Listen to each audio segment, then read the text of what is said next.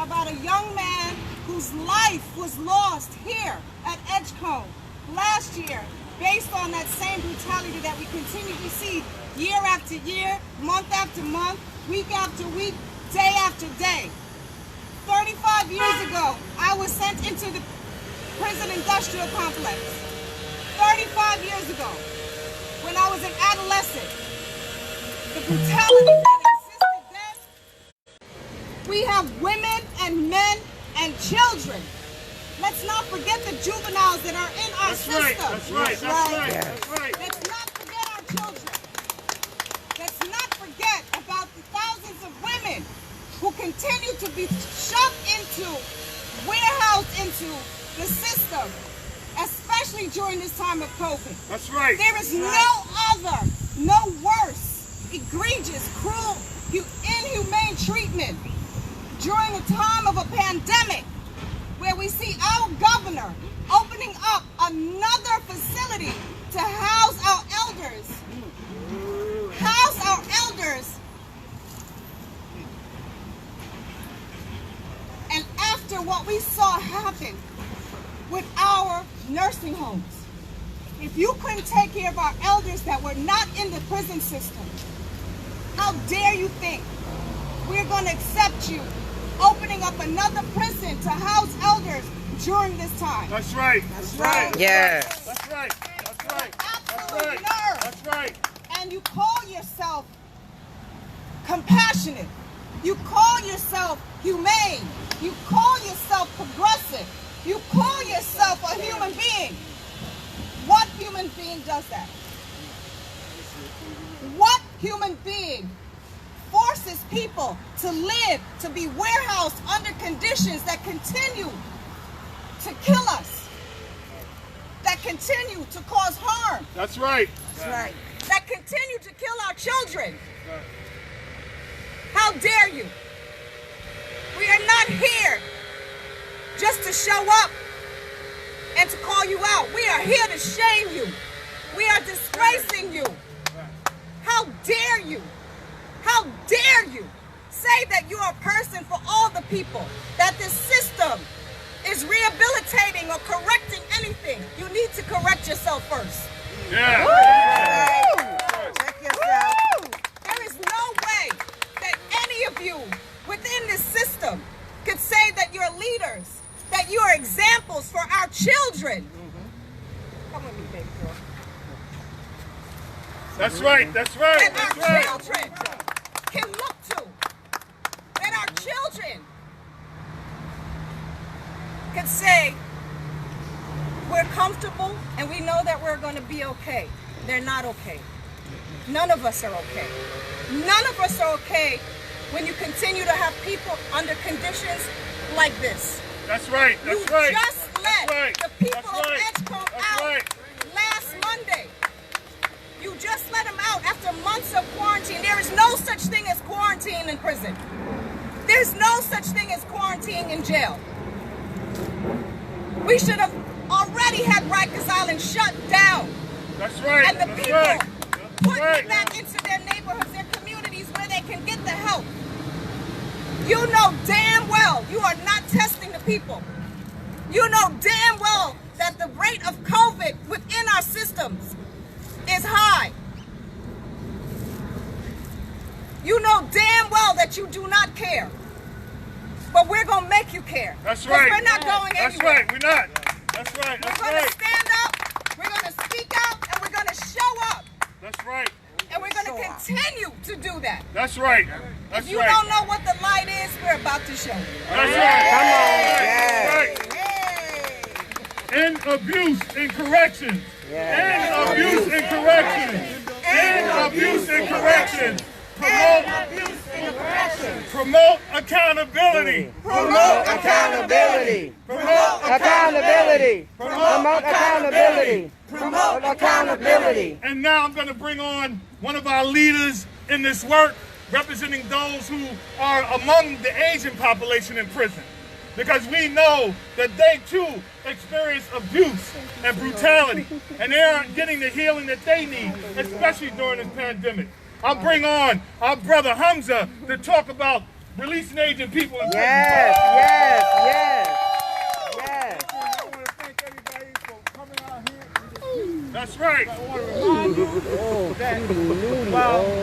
In a couple of minutes, Like we will dog, be she getting wants a into dog. air-conditioned cars. He's such a nice doggy too. We will be getting into air-conditioned cars, returning to our air-conditioned apartments, brother. or our air-conditioned homes. But there are thousands and tens of thousands of men and women across New York State prisons who will not be going to any air-conditioned living quarters. That's right. That's right. I want to mention a few names. William Butch Harvey, That's right. Samuel Harold, That's right. Leonard Strickland, Carl Taylor, John Macmillan, That's right. a 60-year-old man who was getting ready to appear before the parole board after serving 25 years. He was brutally murdered That's right. by Yes. racist prison guards in Comstock. Shame. All the men that I mentioned were brutally murdered, beaten to death, savagely beaten to death with no accountability. That's right. And those who survived, I just named a few. Those who survived this brutality, they are then charged with criminal assault charges against 8, 9, 10 prison guards. That's right. The ones who brutalized them, in some cases kicked their eyes out of the sockets, cracked ribs, cracked skulls, yet they are the ones that are being charged with criminal assault charges. That's right. This is the brutality that goes on every day in New York State prison system. That's right. This is the brutality that we are talking about, and I just want to mention that this brutality does not exist on its own. That's It right. is the product of a deeply rooted racist criminal justice system. Yes. Everything stems from that simple fact of racism. That's right. We cannot, and I have to repeat this, that we cannot think that we can cherry pick prison reform and not uproot the tree. That's Not right, uproot that's right. the root to racism. We have to address racism at its core root. And the only way we can really do that is by coming together, community power, collective power, to uproot this entire system. That's the only way. They are not going to go away on their own.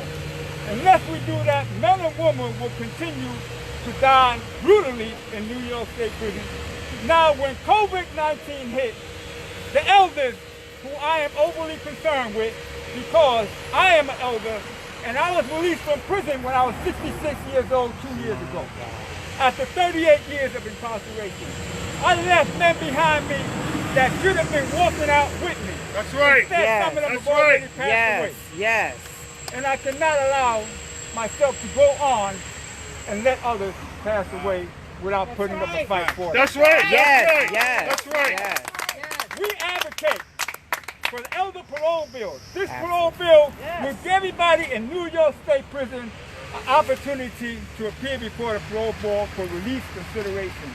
We do not exclude anybody from parole justice. We don't exclude anybody from human justice. That's right. Yes. Regardless what the crime of conviction, regardless of how much sentence the person was served, because first we believe that we have no authority, Yes. moral authority to exclude anybody from human justice. That's right. That's right. That's right. That's right. They had no moral authority to sentence people to die in prison. That's right. Not with all the evil they have done throughout the centuries. You bet. They have no moral authority. So we do not judge a person and exclude them based on the crime of conviction. That's or right. how much Yes, time right. the person has. Yes. And we also promote a bill called the Fair and Timely Parole Bill. This bill will stop the parole board from resentencing people to death by incarceration. That's right. Yes. That's right. That's One of right. the founders That's of right. RAP was sentenced to 15 years. He wound up doing 33 years. That's right. The parole board added additional 18 years to his minimum. And they have Wrong, done this, it's wrong. they have done this to just about everybody. I was sentenced to 25 years to life. I wound up doing 38. This is what the parole board does. Perpetually deny parole until the person either dies or is released at an age where he really can't do nothing for himself. That's right. And I also want to mention that we have some sisters who are martyrs in this movement. That's right. That's right. Say that. Val Gator, Yeah. Say that. oldest standing woman That's right. Say that. in New York State prison, was denied parole.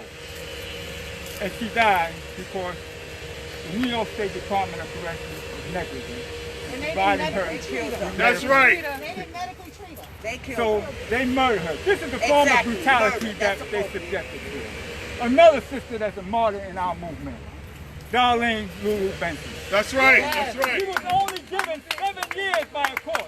7 years. And yet, and she was given 7 years for defending herself. By all accounts, she should have been held as a hero That's right. for That's defending right. herself. But instead, she winds up being the first woman to die of COVID-19 in New York State Prison.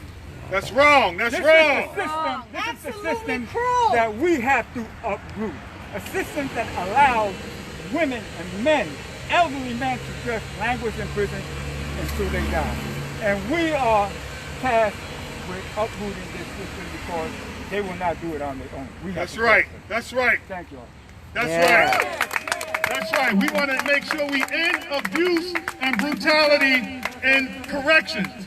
End abuse and brutality in corrections.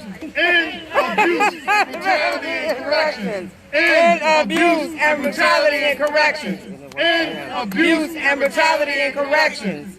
Right now, we know that on Rikers Island, there are so many people that are being brutalized right now. There was a recent article that was written about Rikers Island, and while there has been a decrease in the population there has been an increase of brutality while at Rikers Island. So when we talk about corrections, we're not excluding Rikers Island. We're talking about all state prisons. We're talking about Rikers Island.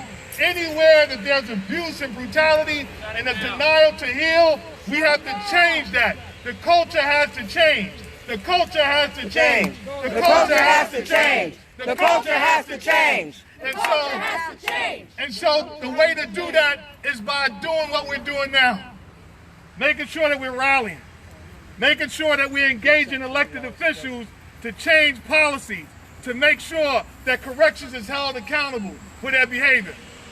And also we have families that join us in this effort and in this campaign to change the culture in corrections. And so I bring before you our sister, right, who heads the Alliance of Families for Justice, Sophia Elijah. We'll bring her on to say some words. End abuse and corrections. End abuse and corrections. End abuse and corrections. End abuse and corrections. End abuse and corrections. End abuse and corrections. So good afternoon. I will keep it short. It's nice and hot out here. Yeah. It's not anywhere near as hot as we plan to make it for Governor Cuomo. right. There's a change that's going on inside the prison. It's not as hot as out here as it is in there. And then there's that. That's right. So I want to talk about a few things. First thing I want to talk about is hypocrisy. Right? All it says, hypocrisy. Marvin goes on, then I'm gonna bring you on. Corrections, So you'll be last state to close corrections I'm out. talking about now, Okay. will proudly tell us that they have reduced the population inside the state facilities by almost 50%. Right? Rah-rah. They need to reduce it more. But they haven't reduced the number of security staff anywhere near that amount. Why is that?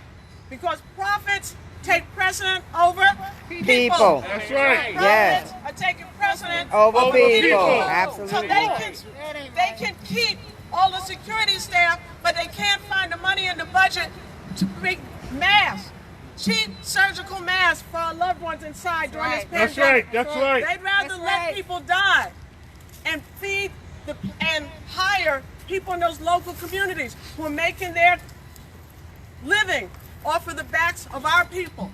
So hypocrisy is the first thing I want to call out. Abuse, which is what we're all here about, is the next thing. Abuse has been going on in prisons and jails for as long as they've had them.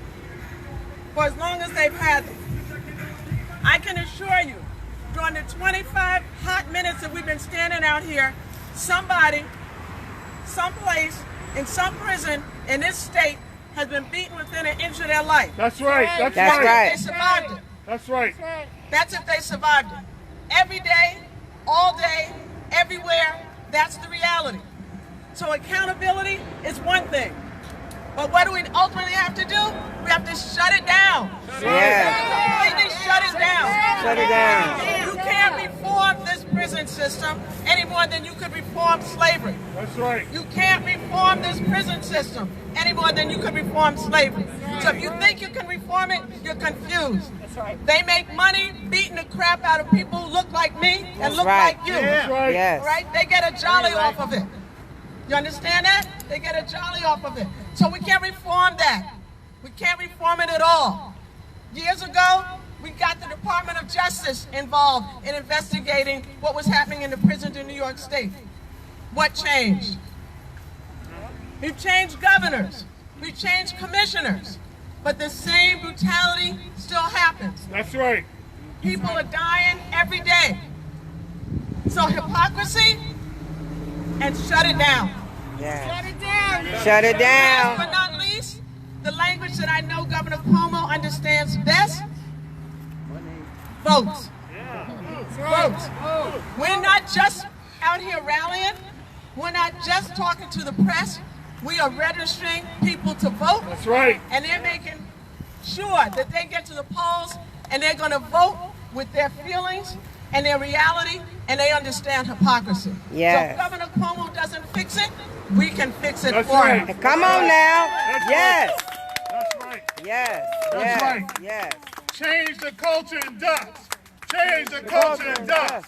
Change the culture in dust. Change the culture in dust. And what Sophia said is important. Voting is critical to this whole process. Yes. And we want to make sure everyone is coming out to vote. Because in order to, like Sophia said, to change this culture, to change this system, we have to make sure we're putting the right people in place to serve our interests for the right reasons. So it's important because today we're making sure that we want to hold people accountable for their actions. And so what I'm going to do now, I'm going to bring on my brother who's no stranger to this work, who's committed to it, right, who's been doing this for a while and probably is still right in front of this very building like we are. Our brother Marvin from the Correctional, the Center for Community Alternative. Marvin. Yes. Thank you. Woo, hot out here, but I remember a time when it was hot. I remember a time when it was hotter. I remember a time being inside of a cell where the heat was so bad That's right. that the walls That's sweat. right. That's right. That we took it upon a favor as if the CEO came by and threw water in the cell. That's right. That was mercy. I know that right now there are men and women who are suffering in these conditions right now as we speak. We have been blindsided by a culture of negligence, apathy, and brutality in the prison and jail system in this country for far too long. And for far too long, it has been black and brown people who have been the commodity inside of these jails and prisons. And we say to you, no more. A day of reckoning has come for those who have perpetrated violence against our people. You hid behind a shield of blue for far too long, where your crimes and your sins and your dirty deeds were covered up and swept under the table. Your day of reckoning has come, and we say that now is the time that we expose what has been going on behind these prison walls and in these jail cells. I personally have witnessed things going on. And now, I was in a correctional facility for 4 years. For 4 years as the grievance representative. Now, what they do inside of a correctional facility, when you have a problem with an officer, they call it a code 40, right? That means that as a code 40, that means that a person who has been incarcerated and a person who is on their staff, either a civilian or a staff member, has committed something against them and they have made a formal complaint. For 4 years, I saw these complaints come across my desk. 4 years. I have witnessed incidents come before my eyes where brutality was perpetrated against a person, and by the time the paperwork came across my desk, you would not recognize it. That's right. We have suffered from a lack of transparency for far too long. And as I say, a day of reckoning has come, and you will answer for your crimes. You will answer for your sins. You will answer for the abuse and the brutality that you have perpetrated against my people. That's right. That's right, Marvin. That's right. That's right. It is a policy that we must change. That's right. That means we must get in front of these facilities, in front of these people who make laws, in front of our legislators, and let them know in no uncertain terms that we demand justice for our people, and we will not accept another generation of black and brown babies becoming the commodity inside of the prison industrial complex. So to you I say, your day has come.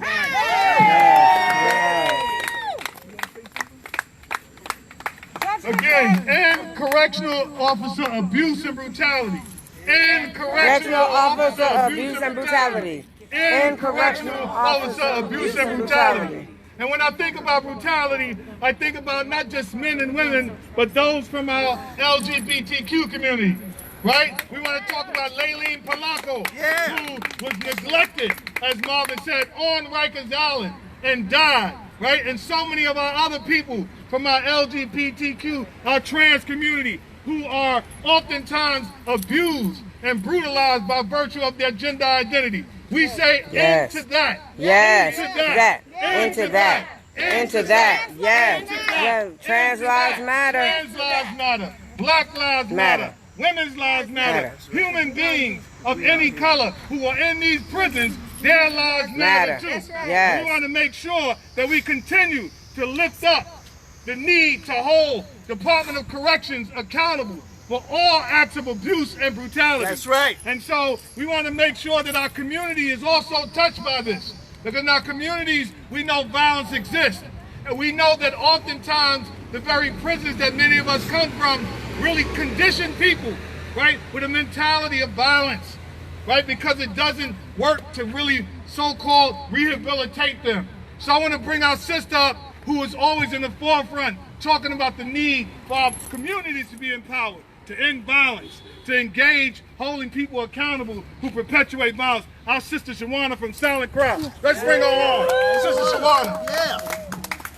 Thank you, everybody. I've heard everybody talk about policy change, and I've heard everybody talk about holding elected officials accountable. Well, I'm telling you, I got a bill called Post-Traumatic Prison Disorder, Shawana W76337. No longer are we holding them accountable. Why are not we writing policy and legislation ourselves? Yes. I wrote mine in public housing in my kitchen. I'm no longer begging for people to write bills for my pain. All right.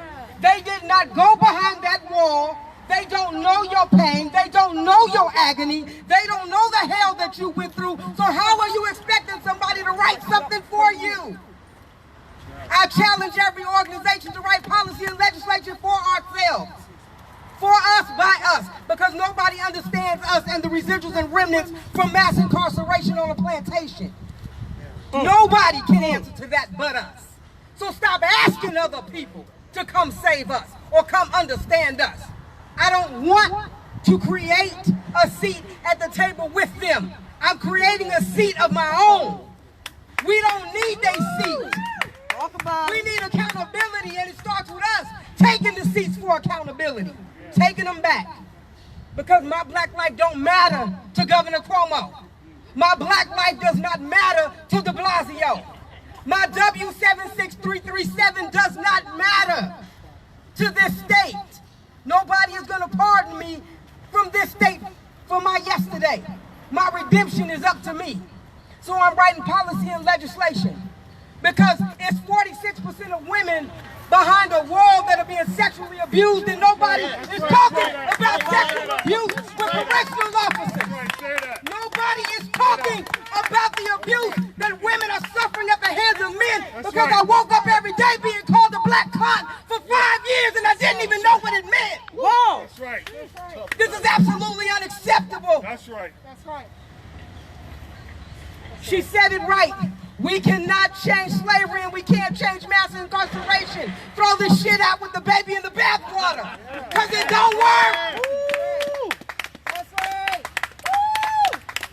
That's right. I need support for my bill because I'm calling out correctional officers. I'm mandating they ask for therapy because they got more trauma than a little bit. They go in with trauma just like we do.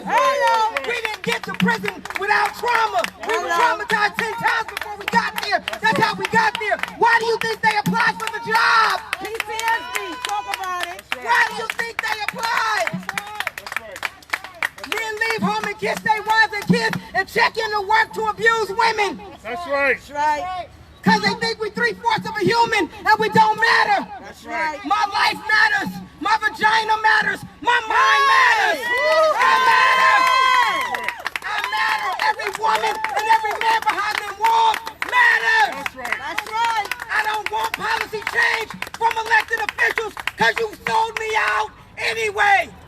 I don't want your bills. You ain't got shit to tell me. What, because you don't know me? You don't know a little piece of life. You don't know Family Alliance. You don't know Fortune Society. You don't know my pain. You can't write nothing for me. That's right. That's right. So I want all my brothers and sisters who understand this pain to galvanize. That's right. They can't. And they talk about the vote. Cuomo, we coming to get your ass out your seat. I don't want you to do right because you ain't did right. We got gun violence going wild and you blamed it on letting people out from COVID. The devil is a liar and you a liar. That's right. No, the streets are wild because you have no heart for humans. You took out all the economic resources. That's where they shoot. The economically deprived. That's right. They not That's right. shooting because they want to. They shooting because they hungry. That's They shooting right. because they can't pay their rent. That's right.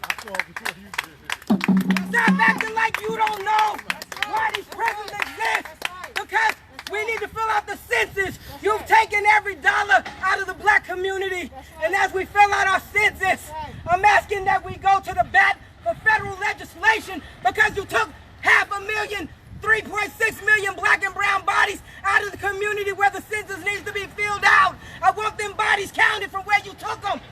You snatched them from Harlem, put their census back in Harlem. That's right. You snatched them from Brooklyn. I want them to be counted in Brooklyn. Stop reallocating my money the way you feel like it. I want every dollar that you stole from me, and I want every body that you took from me. Right now. That's right. I challenge you. I urge you. I need support for a bill that holds people accountable. But I need everybody to get a bill. Fight for whatever it is that you believe in. That's right. And if they don't want to take it, vote their ass out. We are not asking any longer for the seed. I'm tired. Vote, vote, vote, vote, vote, vote, vote, vote, vote, vote,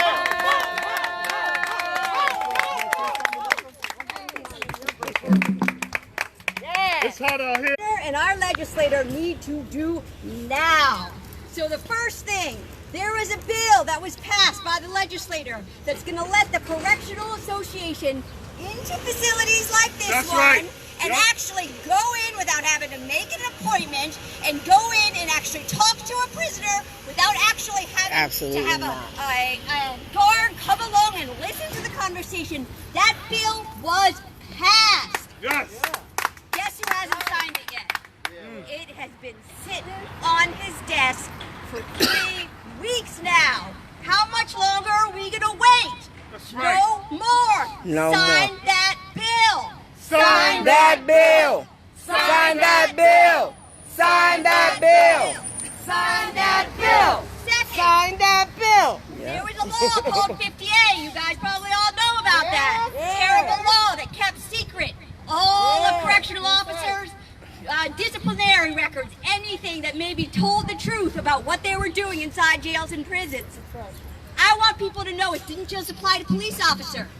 It applies to correctional officers in officers. here That's right. too. That's So right. demand those records. You have someone you know, or you feel like you have been abused in prison, you have a hearing coming up, or your son or your daughter is, get those records. Get those Records. Get those records. Get those records. Get those records. And then finally I'm going to say, well, there are a few cameras scattered here and there throughout the state. A lot more is needed because you know what? Not a sole cell phone video exists right now